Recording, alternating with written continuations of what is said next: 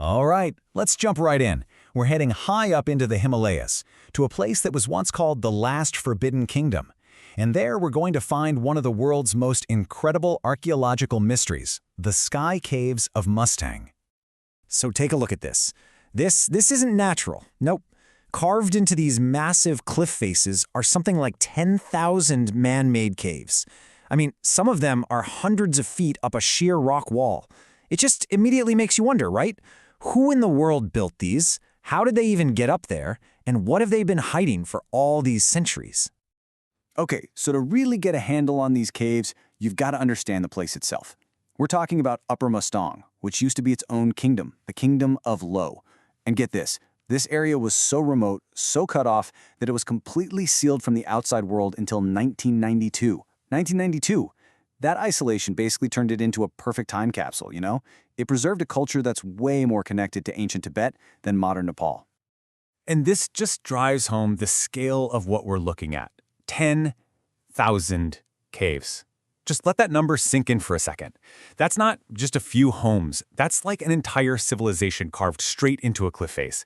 And for the longest time, nobody knew for sure who built them, or how, or even why. It's basically a massive vertical ghost town.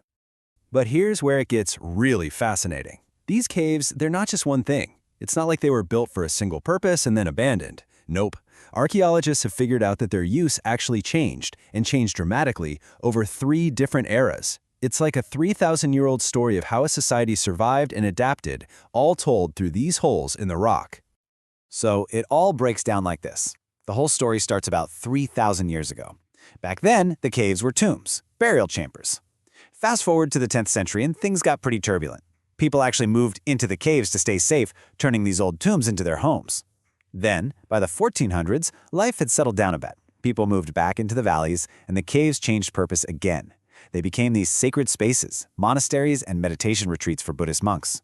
It's an incredible journey, right? From death to life, and finally, to a kind of spiritual enlightenment.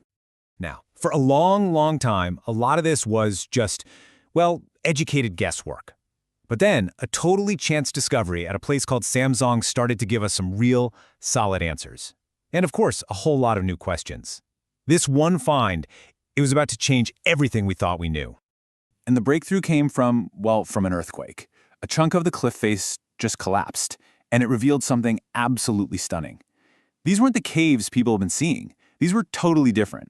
They were these complex, vertical shaft tombs, sealed up on purpose and completely hidden. I mean, if it weren't for that earthquake, explorers would have walked right past them, for centuries, never even knowing they existed. So they get inside, and they find human remains that are super old. We're talking from the 3rd to the 8th centuries. This is way before Buddhism really took hold in the area. And on the bones, they find something really interesting.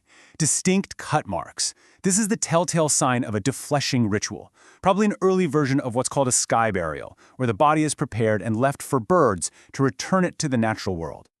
And one tomb especially, Tomb 5, was a total game changer.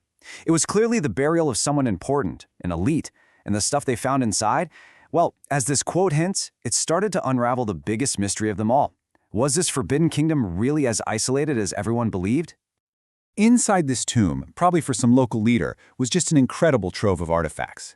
There was this beautiful painted wooden coffin, the skeletons of a man and a young child, sacrificed animals, really high-status stuff like copper pots and iron daggers. But amongst all that, there was another collection of items that really made the archaeologists stop and think.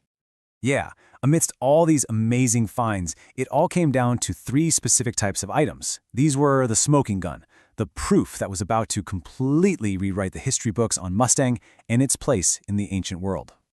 So everything we thought we knew? Yeah, that was about to get flipped completely on its head. The assumption was always isolation, but the artifacts from this one single tomb painted a totally different picture.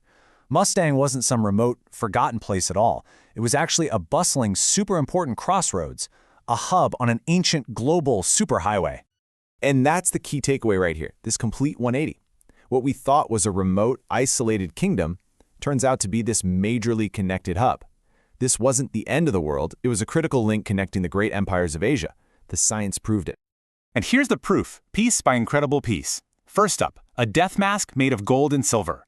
You just don't find these in Nepal, but it perfectly matches a burial tradition that stretches all the way west, through Tibet and into Kazakhstan. Okay, clue number 2. These amazing glass beads. They did a chemical analysis, basically an elemental fingerprint, and found they came from all over the place. We're talking Persia, modern-day Iran, Pakistan. Some even came from South and Southeast Asia, probably traveling by sea before making a long trek into the mountains. And then, the final piece of the puzzle, the absolute clincher. A tiny little 5-centimeter scrap of Chinese silk. An unmistakable calling card of the legendary Silk Road.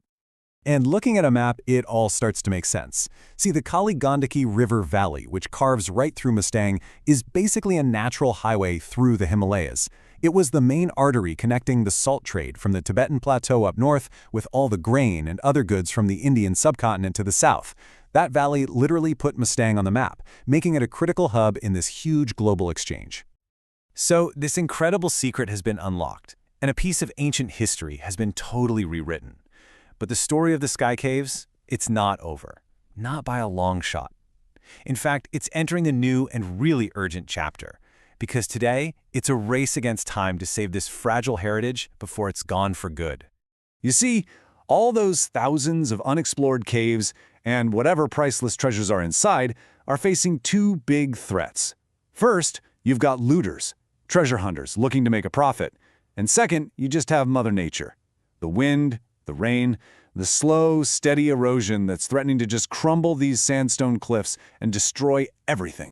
So what's being done? Well, teams of archaeologists and conservation experts from all over the world are literally working against the clock.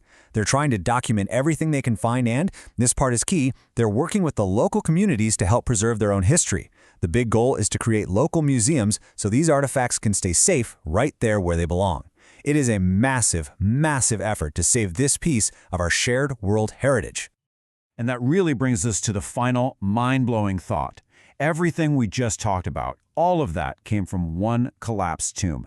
Meanwhile, there are still thousands and thousands of other caves, still sealed, still unexplored, just clinging to those cliffs. It really makes you wonder, doesn't it? What other secrets, what other incredible stories are just waiting up there to be discovered?